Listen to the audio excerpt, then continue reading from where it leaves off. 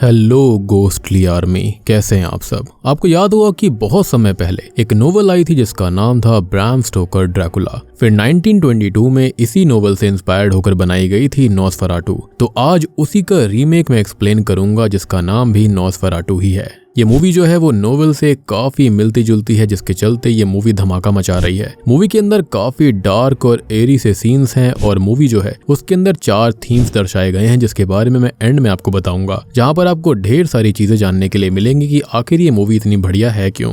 फिलहाल इस मूवी की IMDb रेटिंग है 7.7 स्टार्स आउट ऑफ 10। ये मूवी एक अमेरिकन गॉथिक हॉरर फिल्म है जिसको लिखा और डायरेक्ट किया है रॉबर्ट एगर्स ने। और इस मूवी के अंदर जो मेन नॉसफेराटू के कैरेक्टर में है वो कोई और नहीं बल्कि इट के पेनीवाइज बिल स्कार्सगार्ड खुद हैं। ये जो मूवी है वो $50 मिलियन में बनी थी, लेकिन खाली 1 महीने के अंदर अंदर इस मूवी ने $100 मिलियन कमा लिए हैं। उम्मीद करता हूँ कि आपको ये जरूर पसंद आएगी। और साथ ही साथ मैंने हाल ही में बहुत ही इंटरेस्टिंग फिल्म्स को एक्सप्लेन किया है जो कि रियल स्टोरी से इंस्पायर्ड है। अगर आपने नहीं देखी है जाकर देख लेना, उसका लिंक आपको नीचे डिस्क्रिप्शन, पिन कमेंट दोनों में मिल जाएगा। बाकी डिटेल्स के बारे में एंड में बात करेंगे। तो चलिए अब बिना किसी देरी के चलते हैं सीधा वीडियो की तरफ।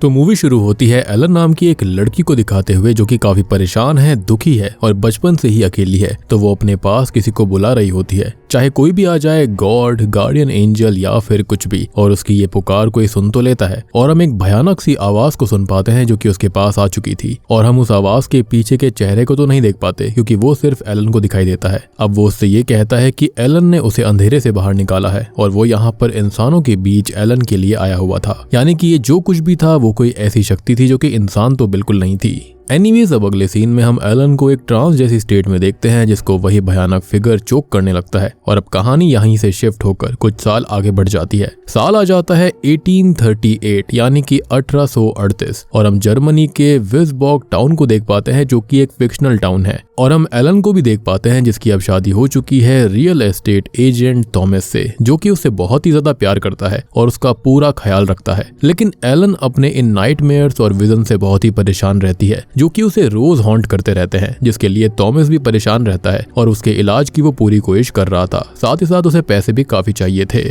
खैर अब थॉमस तैयार होकर अपनी फर्म में जाता है जहां पर उसका बॉस हेयर नॉक उसे विसबॉर्ग के सबसे बड़े मेंशन के बारे में बताता है जो कि उन्हें जल्दी ही बेचना है। और उसे खरीदने में ट्रांसिल्वेनिया के कार्पेथियन माउंटेन्स में रहने वाला एक बहुत ही अमीर इंसान इंटरेस्टेड है। अब थॉमस को बस वहां पर जाना है और उस आदमी के साथ एक डील साइन करनी होगी। और जैसे ही डील हो जाएगी उसे बहुत अच्छी रकम मिलेगी जिससे कि उसकी पूरी जिंदगी एक बार में ही सेटल हो जाएगी। और उस आदमी का नाम है काउंट ऑरलॉक। अब अगले सीन में थॉमस घर आकर एलन को अपनी ट्रिप के बारे में बताता है कि उसे कुछ दिनों के लिए बाहर जाना होगा, जिसको सुनकर वो बहुत ही दुखी और परेशान सी हो जाती है क्योंकि वो अकेले नहीं रहना चाहती थी। खैर अब वो उसे अपने सालों पहले देखे गए सपने के बारे में बताती है कि उसकी शादी जो हो रही थी वो खुद मौत से थी। वो बहुत ही खुश होती है, लेकिन बाकी लोग जो कि उस शादी के लिए आए हुए थे वो खत्म हो चुके हैं। और थॉमस उसको समझाता है और जैसे तैसे मना लेता है कि उसे अकेले रहना होगा। और यहाँ पर उसके जो सपने हैं वो खाली कुछ और नहीं बल्कि उसके बचपन के नाइटमेयर्स हैं। एनीवेज अगले दिन वो उसे अपने एक अमीर दोस्त फ्रेडरिक के घर पर छोड़ देता है, जहाँ पर फ्रेडरिक और उसकी बीवी एना एलन का ख्याल रखेंगे। और एना असल में एलन की बेस्ट फ्रेंड होती है। फ्रेडरिक और एना की 2 बेटियां भी हैं जो कि एलन के काफी नजदीक होती हैं। खैर वो सभी लोग आपस में थोड़ी बात करते हैं और रात को एलन अपने लॉकेट के अंदर अपने कुछ बाल रखकर थॉमस को देती है और वो अपने सफर पर निकल पड़ता है। खैर एक लंबा सफर तय करने के बाद में वो ऑरलॉक के महल के पास पहुंच गया था, लेकिन अभी थोड़ी दूरी और तय करनी थी। तो वो लोकल टाउन में एक जगह स्टे करता है जो कि जिप्सीज के पास थी। और यहाँ पर ये जो जिप्सीज होते हैं ना वो थोड़े से अजीब थे। वो वहां पर स्टे करने की बात करता है और जैसे ही वो ऑरलॉक का नाम लेता है तो सब लोग उसे रोक देते हैं कि वो उस महल का नाम तक यहाँ पर ना ले और ऐसा करेगा तभी अच्छा रहेगा, जो कि उसे समझ में नहीं आता कि ऐसा क्यों है। खैर अब एक होटल के अंदर उसको रूम मिल जाता है, लेकिन यहाँ पर भी केयर टेकर लेडी थॉमस से बार बार ये कहती है कि वो वहां पर उस महल के अंदर ना जाए क्योंकि वहां पर एक जीता जागता नाइटमेयर रहता है जो कि सब कुछ खत्म कर देगा। तो थॉमस अब कैसे भी करके अपना ख्याल रखे, जिसको सुनते सुनते वो काफी परेशान हो गया था क्योंकि ऐसी किसी भी चीज के बारे में उसके बॉस नॉक ने उसे नहीं बताया था। अब रात को सोते टाइम उसे कुछ आवाजें आती हैं जिससे कि उसकी नींद खुल जाती है और वो बाहर एक पोजेशन निकलता हुआ देखता है जिसके अंदर सभी जिप्सीज एक नेकेड लेडी को एक हॉर्स पर लेकर जा रहे थे जो कि ग्रेवयार्ड तक आते हैं और एक कब्र निकालते हैं जिसे वो वैम्पायर की कब्र कहते हैं और उस कब्र की लाश को स्टैब कर देते हैं जो कि दर्द में तड़प जाता है, जिसको देखकर थॉमस बहुत ही डर गया था और अगली सुबह वो जागता है। एक पल को उसे ऐसा लगता है कि ये सब एक सपना था, लेकिन अगले ही पल उसको एहसास होता है कि ये कोई सपना नहीं था और उसने सब कुछ जो देखा वो रियल था, जिससे कि वो और परेशान हो जाता है। अब थोड़ी देर के बाद वो तैयार होकर अपने सफर के लिए आगे निकलता है और नोटिस करता है कि पूरा टाउन ही खाली था, जो कि उसे काफी अजीब लगता है। और इसी बीच हम नॉक को देखते हैं जो कि नेकेड बैठा कोई रिचुअल कर रहा था, जो कि असल में काउंट ऑरलॉक को ही पूज रहा होता है, जिसका वो एक तरह से गुलाम बन चुका है और वो उसके साथ में एक अकल्ट पैक्ट बना चुका था। बेसिकली वो ऑरलॉक का एक सर्वेंट बन चुका है। अब यहाँ पर थॉमस अपने सफर में आगे जा रहा होता है, जिसके पास एक मिस्टीरियस वैगन यानी कि घोड़ा गाड़ी आती है, जिसे वो बोर्ड करता है और वो उसे सीधा काउंट ऑरलॉक के महल तक ले जाती है। यहाँ पर वो ऑरलॉक से मिलता है जिसका क्लियर चेहरा नहीं दिखाया जाता, लेकिन ऑरलॉक यहाँ पर थोड़ा अजीब सा था, जो कि जल्दी ही डील साइन करने लगता है और यहाँ पर डील के अंदर एक कैच भी होती है। खैर उसकी आवाज बहुत डरावनी थी और ऐसी ही आवाज हमने मूवी की स्टार्टिंग में भी सुनी थी, जिसने एलन की प्रेयर्स को आंसर किया था। अब थॉमस यहाँ आते ही काफी डरा हुआ था और परेशान था, जो कि काउंट ऑरलॉक से उस टाउन के अजीब से कस्टम्स के बारे में पूछता है। तो काउंट उसे डांट देता है कि वो यहाँ के कस्टम्स को नहीं समझेगा, ना ही सुपरस्टिशंस को मानेगा और ये गांव वालों के बेकार से रिचुअल्स हैं जो कि उसे जरा भी पसंद नहीं है। अब खाना खाते टाइम ये दोनों बातें कर रहे होते हैं, जहाँ पर हम नोटिस करते हैं कि थॉमस की जो उंगली होती है ना वो कट जाती है और अब उसके खून की बूंद देखकर काउंट ऑरलॉक थोड़ा सा अजीब बर्ताव करते हुए उसके पास आने लगता है, जिससे कि थॉमस का डर बढ़ जाता है। अब अगले दिन वो जागता है तो उसकी चेस्ट पर उसे एक बाइट मार्क मिलता है, जो कि उसको समझ नहीं आता, लेकिन उसे एहसास हो जाता है कि उसका खून चूसा गया है और यहाँ पर ढेर सारे रैट्स भी थे, तो वो उनको उसका रीजन बताता है। लेकिन यहाँ पर जो रियल बुक है ना उसके अंदर इसको मॉस्किटो बाइट बताया गया था। खैर ऑब्वियसली बात है, थोड़ा बहुत तो कहानियों के अंदर चेंज करना ही पड़ता है। एनीवेज अब वो काउंट ऑरलॉक से मिलता है, जो कि उसे डील पेपर दिखाता है और खुद यहाँ पर मोहर लगाकर थॉमस के उस पर साइन लेता है। लेकिन थॉमस इस कॉन्ट्रैक्ट पेपर की भाषा को समझ नहीं पाता, तो यहाँ पर ऑरलॉक बताता है कि ये उसके फोर फादर्स की लैंग्वेज है, यानी कि इसके भी कोई फोर फादर्स रहे होंगे।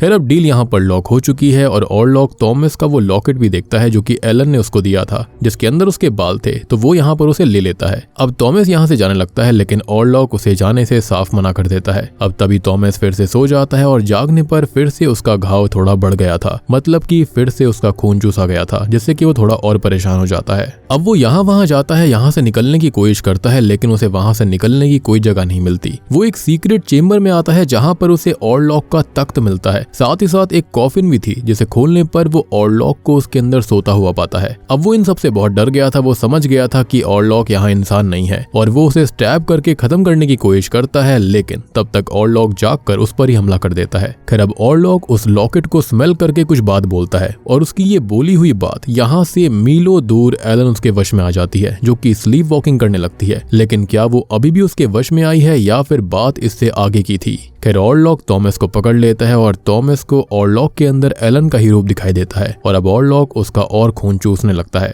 खैर थोड़ी देर के बाद में थॉमस को फिर से होश आता है, तो ऑरलॉक के वुल्व्स यानी कि जो भेड़िए होते हैं वो उस पर अटैक करने लगते हैं, जिनसे बचने के लिए वो विंडो के बाहर आता है, लेकिन यहाँ से वो नीचे रिवर में गिर गया था। अब इसी बीच हम एलन को देख पाते हैं, जिसकी दिमागी हालत से परेशान फ्रेडरिक एक डॉक्टर को बुलाता है, जो कि उसे दवाई देकर बेहोश कर सुला देता है। फिर अगले सीन में एलन फ्रेडरिक और एना से बात करती है कि थॉमस अभी तक वापस नहीं आया है, ना ही उसका कोई जवाब आया है, जिससे कि वो बहुत ही ज्यादा परेशान है कि वो कहाँ पर गायब हो गया। और यहाँ पर वो दोनों उसको समझाने की कोशिश करते हैं, लेकिन उसको और भी ज्यादा दौरे पड़ने लगते हैं, जिससे कि उसकी हालत और खराब हो जाती है। अब डॉक्टर उसकी हालत से काफी परेशान होकर अपने मेंटोर और एक्सपर्ट प्रोफेसर एल्बन को बुलाने जाता है। अब इसी बीच हम थॉमस के बॉस यानी कि एयर नॉक को देखते हैं, जिसे मेंटल वार्ड में कैद करके रखा गया था, क्योंकि अब वो और भी ज्यादा पागल हो चुका है, जिसकी कच्चा मांस खाने की तलब बढ़ती जा रही थी। वो चूहों को और चिड़ियों को पकड़कर जिंदा ही खा रहा था, साथ ही साथ इंसानों पर भी वो हमला कर रहा होता है। वो ये कहता है कि उसके काउंट ऑरलॉक आ रहे हैं, जो कि आते ही यहाँ पर मौत को बिखेर देंगे और तब वो उनकी सेवा करेगा। दूसरी ओर हम थॉमस को देखते हैं, जो कि नदी में गिरकर बच तो गया था और एक नन जो होती है वो उसे किनारे पर देखकर चर्च के अंदर लेकर आती है। यहाँ पर उसका इलाज होता है और उसकी सोल को हील करने के लिए एक सेरेमनी करी जाती है, जहाँ पर हेड नन थॉमस से कहती है कि वो ईविल के कब्जे में है, मतलब कि ऑरलॉक के कब्जे में।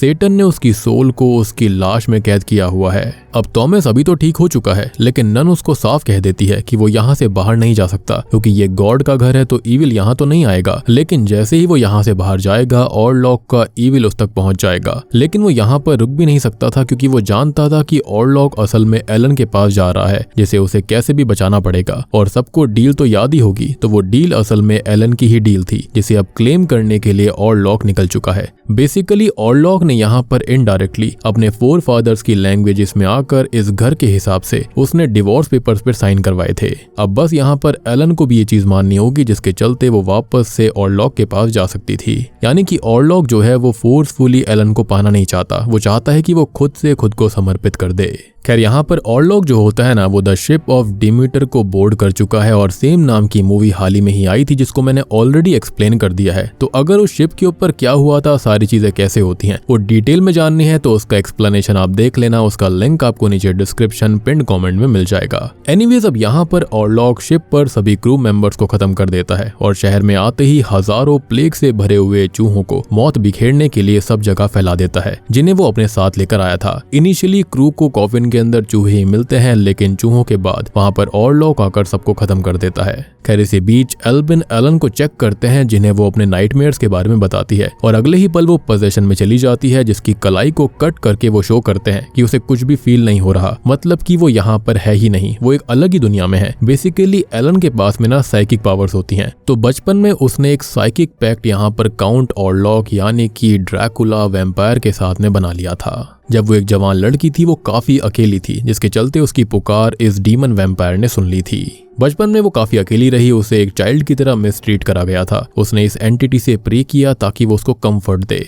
एलन के पास में साइकिक एबिलिटीज होती हैं और यहाँ पर वो ऑरलॉक से इजीली कनेक्ट कर पाई, इसलिए उसने कहा भी था कि उसने उसे डार्कनेस से बाहर निकाला है और तभी वो इंसानों की दुनिया में वहां पर आया। और एलन और ऑरलॉक जो थे ना, उन्होंने एक बहुत ही अजीब सा और एक अनलाइकली लव अफेयर बना लिया था। ऑब्वियस सी बात है, वो छोटी बच्ची थी, उसे कुछ समझ नहीं आया था। अब ऑरलॉक ने बचपन में एलन को फिजिकल इंटीमेसी दी थी और उसके चलते ही उसको ये भयानक ड्रीम्स आते रहते थे, जिसके बारे में वो अपने पति को बताया करती, लेकिन वो ड्रीम्स नहीं थे बल्कि हकीकत थी। खैर अब तभी एलन काफी एग्रेसिव और इविल होकर ऑरलॉक के बारे में बताती है कि वो आने वाला है, और वो अपने नाइटमेयर्स के बारे में बताती है कि वो उसे धमकी दे रहा है कि वो उसके सभी अपनों को, चाहने वालों को खत्म करके उसे क्लेम करेगा, और अगर वो ऐसा नहीं चाहती तो उसे खुद को ऑरलॉक को समर्पित करना होगा अपनी इच्छा से। और इसी एक जंग में वो बेचारी फंसी हुई है। अब ऑरलॉक जो होता है वो शहर के अंदर आ चुका था और नॉक और एलन दोनों को एहसास हो जाता है कि वो यहाँ आ चुका है। नॉक तो हॉस्पिटल के वार्ड बॉय को जान से मारकर उसे आधा कर देता है और वहां से भाग जाता है अपने मालिक की सेवा करने के लिए। थॉमस भी अब तक वापस आ जाता है, लेकिन उसकी हालत थोड़ी ज्यादा खराब है, जिसे एलन संभालती है। अब इसी बीच एल्विन जो होते हैं एक डॉक्टर होते हुए भी फ्रेडरिक से बात करते हैं कि एलन असल में शापित है और ये डॉक्टर वाली भाषा से बिल्कुल परे था और वो एक इविल स्पिरिट के कब्जे में है जो कि खुद डार्कनेस है। लेकिन फ्रेडरिक को इन बातों पर बिल्कुल भरोसा नहीं होता। उसका ये मानना था कि थॉमस के गायब होने की टेंशन से उसकी हालत खराब हो चुकी है।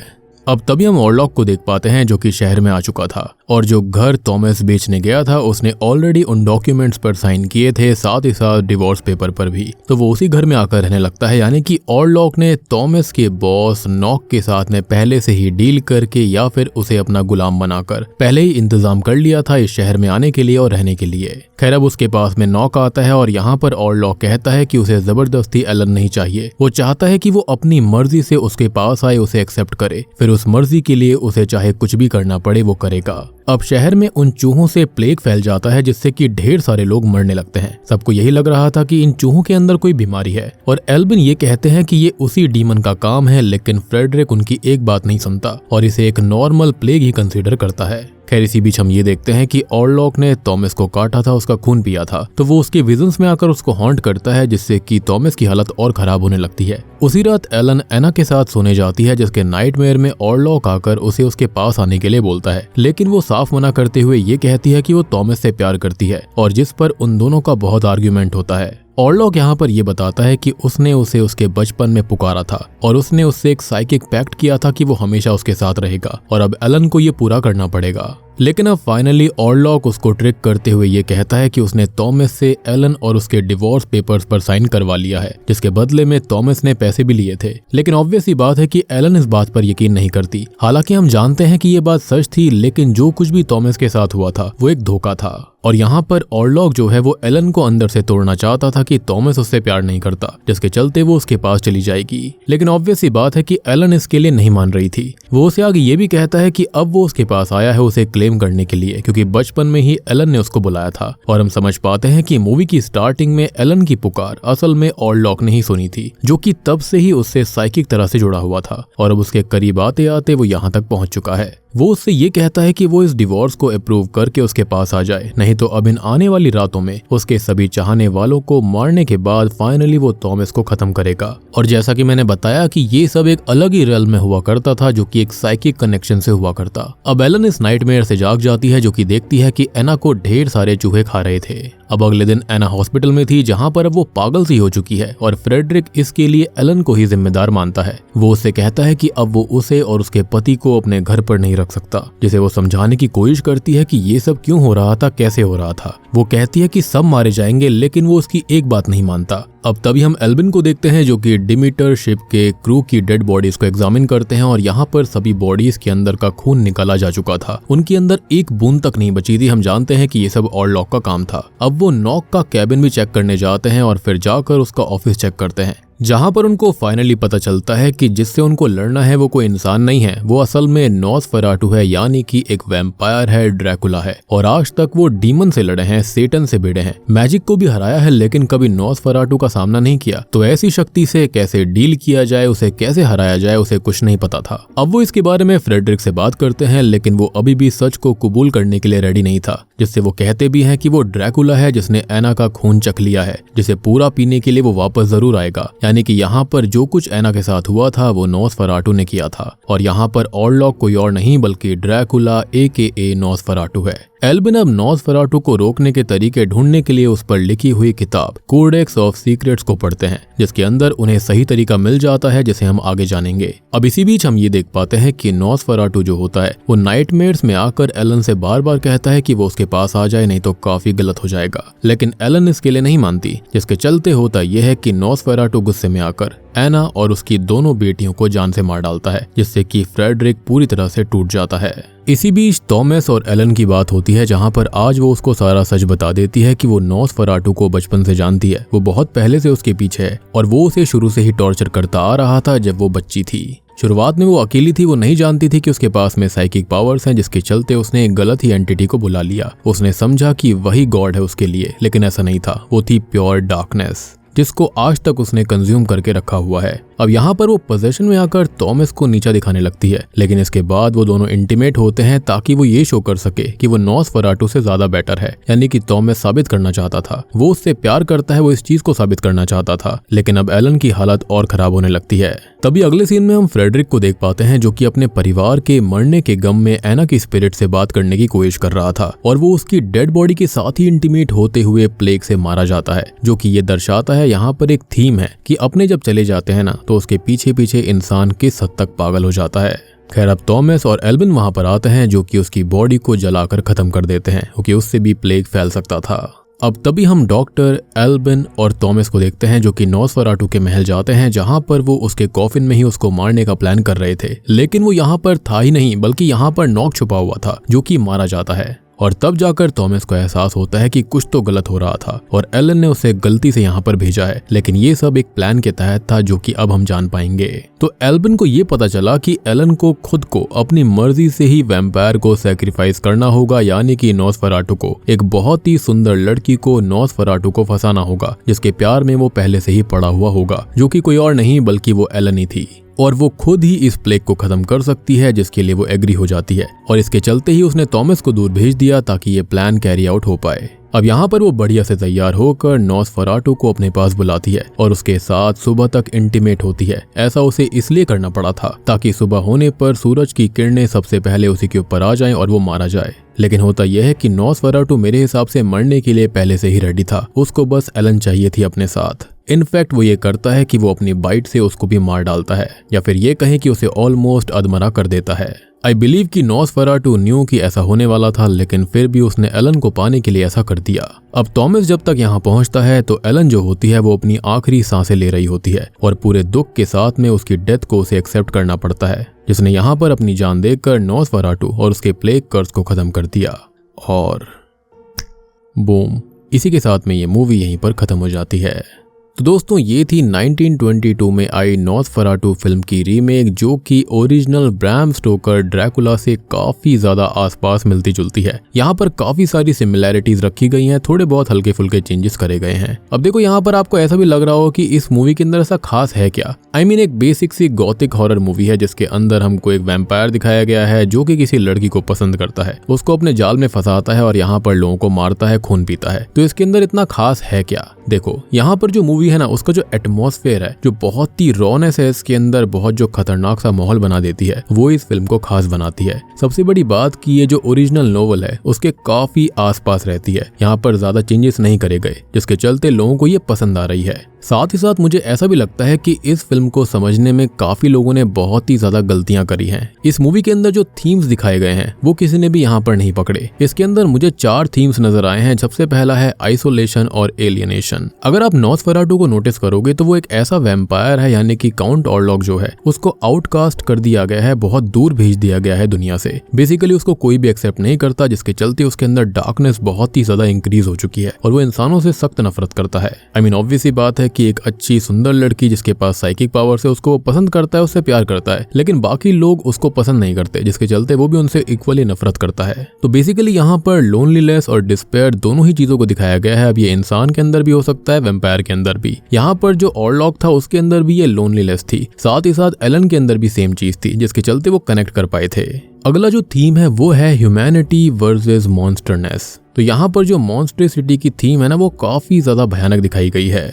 इसके अंदर हमें लिटरल सेंस में या फिर मेटाफोरिकल दिखाया गया है ह्यूमन फियर्स और वीकनेस को। जैसे सपोज करो किसी इंसान को किसी चीज की लत लग जाती है, उसके बाद में वो उसको इजीली छोड़ नहीं पाता, या तो अल्टीमेटली वो लत छूटती है परमानेंटली, या फिर वो लत जो होती है वो इंसान को ही लेकर डूब जाती है, जैसा कि यहाँ पर एलन के साथ एंड में हुआ। एक तरीके से ऑरलॉक को ना आप उसकी एक बुरी आदत मान लो, जिसके चलते वो उसको खत्म ही कर देता है। इनफैक्ट वो खुद भी खत्म हो जाती है। तो काउंट ऑरलॉक को यानी नॉसफेराटू को आप एक सिंबल ऑफ डेथ और डिजीज समझ लो, एक ऐसी चीज, ऐसी बीमारी या फिर ऐसी लत समझ लो जो कि एलन को लग गई थी बचपन से, जिसके बाद में वो उसे कभी छोड़ ही नहीं पाई, और अंत में इस चीज ने उसको कंज्यूम कर लिया। वो समझ गई थी कि इसका अंत उसी के साथ होगा। अगर ऐसा नहीं हुआ तो अल्टीमेटली उसके साथ के आसपास वाले जितने भी लोग होंगे वो सारे मारे जाएंगे, उनको भी तकलीफ होगी, और ये चीज हुई भी थी। तो ये मूवी जो है वो एक्सप्लोर करती है फियर ऑफ मोर्टेलिटी को, स्प्रेड ऑफ इलनेस को और darkness with in the human psyche को। अब तीसरी चीज आती है हिस्टोरिकल और पीरियड ड्रामा वाली, जहां पर नॉसफेराटू को ना आप एक तरीके से ऐसा समझो, एंशिएंट टाइम्स के अंदर वो एक तरीके का सुपरस्टिशन था। फियर ऑफ द अननोन जो होता है ना, बिल्कुल वही चीज थी। जैसे कि आप किसी चीज को देख नहीं पाते, खाली उसके बारे में सुनते हो, तो आपके अंदर ना एक डर सा बन जाता है। लेकिन अगर आपको किसी चीज के बारे में पता चल जाता है तो फिर आपको उससे उतना डर नहीं लगता। और उस टाइम पर जो प्लेग्स फैला करते थे ना, उसके बारे में किसी को कुछ पता ही नहीं था। जैसे कि कोविड-19 आया था, उस टाइम पे किसी को शुरुआत में उसके बारे में ज्यादा कुछ पता नहीं था, तो सबके मन में एक डर बैठ गया था कि आखिर किसी के साथ में क्या हो सकता है, किसी को कोई आइडिया नहीं था। और सोचो 1800s के टाइम पर तो ऐसे प्लेग्स वगैरह अगर फैल रहे थे कि किसी इंसान के अंदर खून की कमी हो रही है, कुछ और हो रहा है, तो इंसानों को कितना डर लगता होगा। सो उसी को फियर ऑफ अननोन यानी कि हिस्टोरिकल और पीरियड ड्रामा बताया गया है। ये भी इस मूवी के अंदर एक थीम बताई गई है। बाकी यहाँ पर चौथा आता है मेरे हिसाब से विजुअल और एटमॉस्फेरिक हॉरर, जो कि मैंने आपको शुरुआत में ही बताया कि इस मूवी के अंदर जो एटमॉस्फेरिक हॉरर है ना, वो काफी खतरनाक सा है। जो कहानी को ब्यूटीफुली प्रेजेंट करा गया है, जो म्यूजिक आता है, जो बैकग्राउंड स्कोर है, वो काफी बढ़िया लगता है। यहाँ पर यूजेस ऑफ शैडो, लाइट और पीरियड स्पेसिफिक डिटेल्स जो हैं वो बहुत ही ज्यादा हॉन्टिंग को बढ़ा देती है। और इसी के चलते ओल्ड एलिमेंट्स को मॉडर्न हॉरर के अंदर उतारा गया है, जिसके चलते ये मूवी इतनी अच्छी हो जाती है। उम्मीद करता हूँ कि आपको ये जरूर पसंद आई होगी। यहाँ पर बहुत सारे लोगों ने इस चीज को बिल्कुल भी नोटिस नहीं करा। ये 4 थीम्स से इस मूवी के अंदर जो कि किसी को भी समझ में नहीं आए थे। इनफैक्ट आप किसी भी हिंदी एक्सप्लेनेशन को देखोगे वो इसके बारे में कोई बात नहीं करेगा। इस मूवी के अंदर ये भी बताया गया है कि एलन जो थी जब वो छोटी थी वो बिल्कुल नादान थी, उसे पता नहीं था कि उसकी प्रेयर्स को किसने आंसर किया। उसके लिए ऑरलॉक जो था वही उसका भगवान था। उसने उससे एक पैक्ट भी साइन करी थी जो कि एक साइकिक पैक्ट होता है, जिसके चलते ही नॉसफेराटू उससे आज तक जुड़ा हुआ था। सो इसलिए कहते हैं कि अपने भगवान को वाइजली चूज करना चाहिए। आपको समझ आना चाहिए कि क्या गलत है क्या सही है। और यहाँ पर लस्ट और इन सब चीजों की फिजिकल अटेंशन, फिजिकल इंटीमेसी, इन सब चीजों को भी दर्शाया गया है कि इन सब चीजों पर भी कंट्रोल रखना चाहिए। तो उम्मीद करता हूँ कि आपको ये डिटेल्ड नॉसफेराटू 2024 फिल्म की एक्सप्लेनेशन समझ में आ गई होगी, अच्छी भी लगी होगी। अच्छी लगी है तो वीडियो को लाइक कर देना, चैनल के ऊपर नए हैं तो सब्सक्राइब कर लीजिए, और डिटेल्स के लिए आपको तो सब्सक्राइब करना ही पड़ेगा ताकि अगली वीडियो की नोटिफिकेशन आप तक जल्दी से जल्दी आ जाएगी। और मैं जल्दी से ही नेटफ्लिक्स की बेस्ट हॉरर सीरीज को लेकर आने वाला हूं, तो जल्दी से सब्सक्राइब बटन दबा दीजिए, अदरवाइज आप उस वीडियो को मिस कर दोगे। कमेंट करके बताना कि आपको नॉसफेराटू फिल्म कैसी लगी। तो मैं आप सबको मिलता हूं अगली वीडियो के साथ में, तब तक के लिए